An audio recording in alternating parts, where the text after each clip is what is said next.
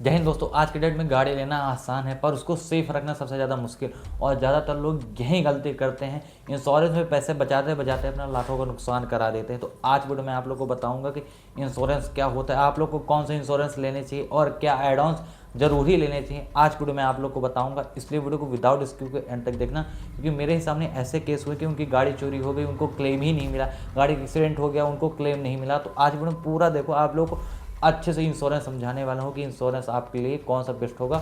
और एक बात, आप इंश्योरेंस लेते समय उस आदमी से जो आप लोग को गाड़ी का इंश्योरेंस कर रहा है उससे क्या क्वेश्चन पूछ सकते हो, ताकि आप लोग का बाद में सिर दर्द ना बने, आपको कोई प्रॉब्लम फेस करनी ना पड़े। तो इसलिए वीडियो को विदाउट स्किप किए एंड तक देखना। सो वीडियो में आगे से पहले हेलो भाई, मैं विपिन सोनी।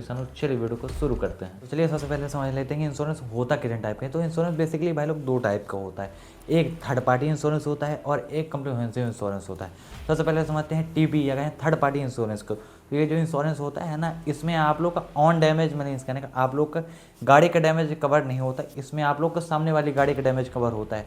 उसमें आप लोगों को सामने वाले का मान लो एक्सीडेंट हो गया, उसके साथ कुछ अनहोनी हो गई, तो उसका जो पूरा भरपाई है, जो आप लोग का खर्चा आएगा, वो आप लोग की इंश्योरेंस कंपनी पे करेगी। मीन्स कहना जो इससे आप लोगों ने थर्ड पार्टी इंश्योरेंस लिया था वो कंपनी पे करेगी। लेकिन अगर आप लोग को उस एक्सीडेंट से जो आप लोग की गाड़ी के अंदर डैमेज आया, आपका डैमेज आया, तो उसमें आप लोग की इंश्योरेंस कंपनी कुछ भी क्लेम नहीं देगी। तो इसलिए थर्ड पार्टी इंश्योरेंस जो होता है ना, वो दूसरों के डैमेज के लिए। जैसे थर्ड पार्टी है तो उसमें आप लोग का नाम नहीं है थर्ड, मतलब दूसरे आदमी के लिए है।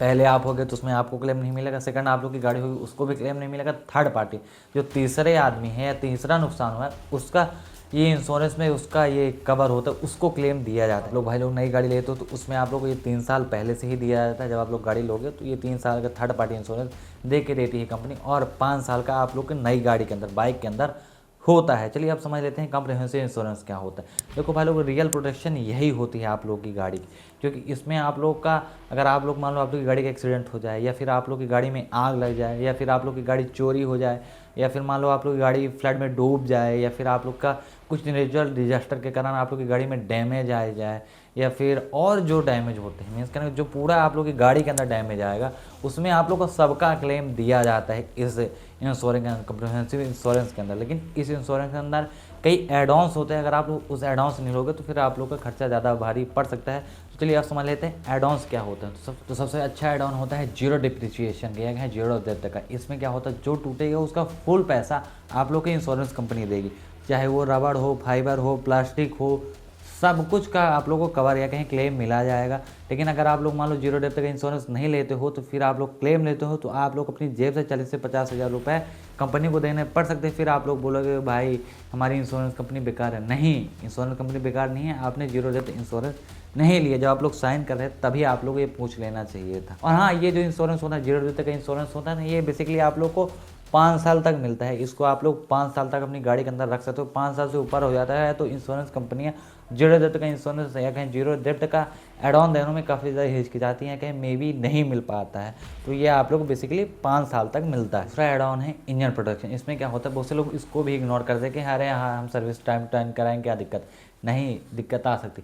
जैसे मान लो आप लोग की गाड़ी का इंजन सीज हो जाए किसी भी कारण से, या फिर मान लो आप लोग की गाड़ी के अंदर कुछ डैमेज आ जाए, आप लोग की गाड़ी के इंजन में पानी चला जाए, या मान लो आप फ्लड आ जाए तो उसमें आप लोग की गाड़ी डूब जाए, तो उसमें आप लोग के इंजन में डैमेज आए, मीन्स कहने आप लोग के इंजन के अंदर कोई भी बड़ा डैमेज आता है, उसका जो पैसा होगा वो उसका रिपेयरमेंट का पैसा होगा या फिर रिप्लेसमेंट का पैसा होगा, वो पूरा कंपनी आप लोग का देगी। जो इंश्योरेंस कंपनी हो वो आप लोग को देगी, अगर आप लोग के पास ये एड ऑन भी काफ़ी ज़्यादा इंपॉर्टेंट हो जाता है। चलिए अब अगले एड ऑन की बात करें तो वो है RTI, रिटर्न टू इनवॉइस।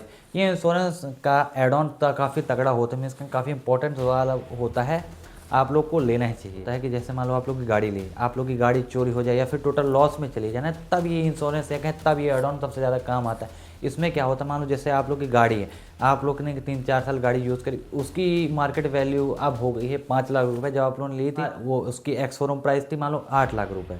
तो अगर आप लोग के पास ये ऐड ऑन है तो आप लोग की गाड़ी का जो क्लेम मिलेगा ना, वो 8 लाख रुपए का मिलेगा। जो आप लोग की गाड़ी का एक्स शोरूम प्राइस होगा वही मिलेगा आप लोग को। अगर आप लोग के पास ये ऐड ऑन नहीं है तो जो आप लोग की मार्केट वैल्यू होगी गाड़ी की वही मिलेगी। तो ये ऐड ऑन भी काफ़ी ज़्यादा इंपॉर्टेंट होता है, आप लोग को लेना ही चाहिए। चौथा ऐड ऑन है, ये भी इंपॉर्टेंट ऐड ऑन होता है RSA, जिसका फुल फॉर्म होता है रोड साइड असिस्टेंस। इसमें क्या होता है, जैसे मान लो आप लोग की गाड़ी का पंचर हो जाए, तेल चुक जाए, बैटरी डाउन हो जाए, या फिर आप लोग की अपनी गाड़ी टो करवानी पड़े, तो अगर आप लोग के पास ये ऐड ऑन होता है तो आप लोग की जेब से एक भी रुपये देने नहीं पड़ते।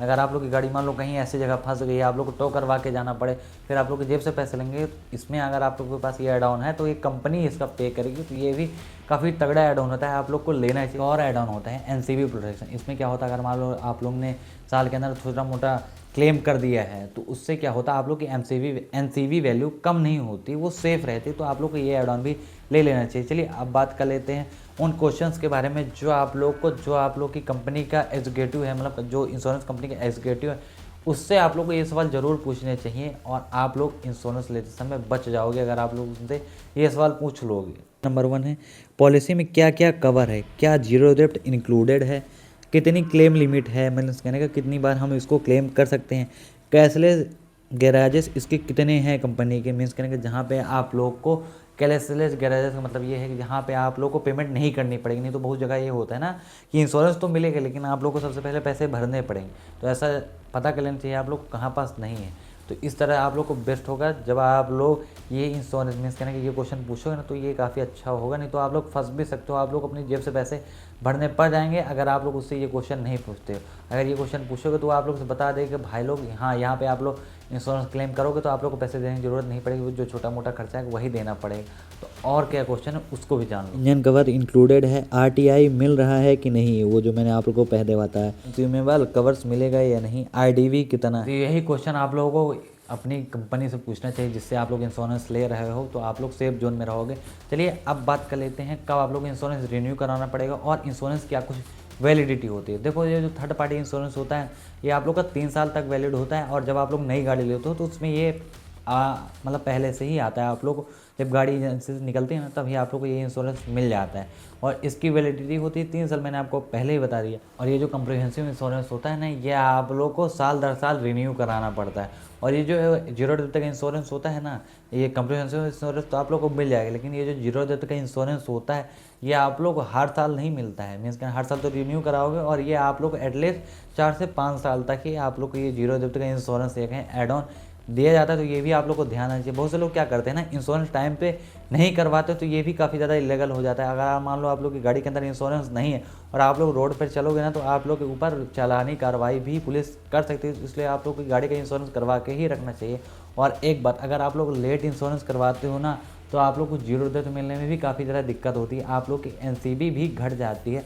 तो ये चीज़ें भी आप लोग को ध्यान देनी चाहिए। आप लोग को 90 दिन के अंदर आप लोग को अपना इंश्योरेंस रिन्यू करवा लेना चाहिए, और जीरो डेप्थ वाला 5 साल तक तो आप लोग लो ही लो भाई। जब आप लोग को मिल रहा है एड ऑन तो आप लोग क्या दिक्कत है भाई, क्या कहते हैं ना कब क्या करना कर जाए कुछ भी पता नहीं है, तो इसलिए आप लोग ये सभी एड ऑन्स ले लेने चाहिए और यही क्वेश्चन सब आप लोग को पूछ लेने चाहिए। अब बात कर लेते हैं कि आप लोग को क्लेम कैसे करना है। यहाँ पे भी काफ़ी लोग दिक्कत करते हैं, जैसे मान लो आप लोग की गाड़ी का एक्सीडेंट हो गया, कुछ भी आप लोग के साथ घटना घट गई आप लोग की गाड़ी का, तो सबसे पहले क्या करना है आप लोग को अपनी गाड़ी का फ़ोटो और वीडियो बनाना है, और 24 घंटे के पहले पहले आप लोग को अपनी कंपनी को इन्फॉर्म करना है, या फिर मान लो ऐसी कंडीशन है आप लोग को एफआईआर वगैरह करनी पड़े, आप लोग एफआईआर वगैरह भी करनी पड़ेगी, लेकिन सबसे पहले आप लोग को इमीडिएटली 24 घंटे के अंदर आप लोग को इंश्योरेंस कंपनी को बता देना है, और आप लोग को अपनी गाड़ी को ले जाके, अगर आप लोग चलने की कंडीशन में है गाड़ी तो आप लोग को कंपनी के सर्विस सेंटर में ले जाओ।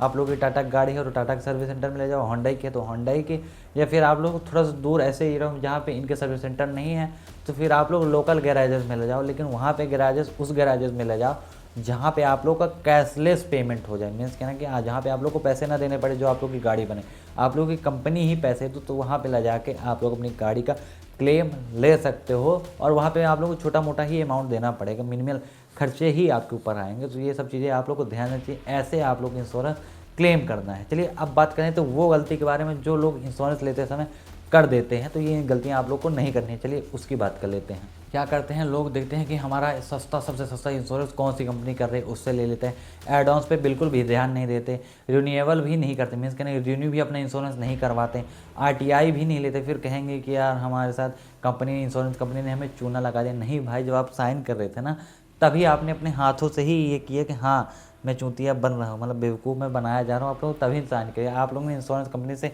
ये सभी सवाल नहीं पूछे, ये सब चीज़ें आप लोग को पता ही नहीं थी, इसलिए आप लोग को ये कट है। अगर आप लोग को ये चीज़ पता होती तो आप लोग को ये दिन देखना नहीं पड़ता। तो ये दिन आप लोग को ना देखना पड़े, तो इसलिए आप लोग ये 3 मेनली एड ऑन्स लो ही। पहला क्या है, आप लोग को इंजन कवर लेना है। दूसरा क्या है, आप लोग को जीरो डेप्थ इंश्योरेंस लेना है। और तीसरा क्या है, आप लोग को अपनी गाड़ी का RTI लेना है, रिटर्न टू इनवॉइस लेना है। ये काफ़ी यूज़फुल एड ऑन्स होते हैं जो आप लोग को लेने ही लेने चाहिए। तो बाकी यही कुछ इंश्योरेंस होते हैं जो आप लोग को ध्यान देना चाहिए।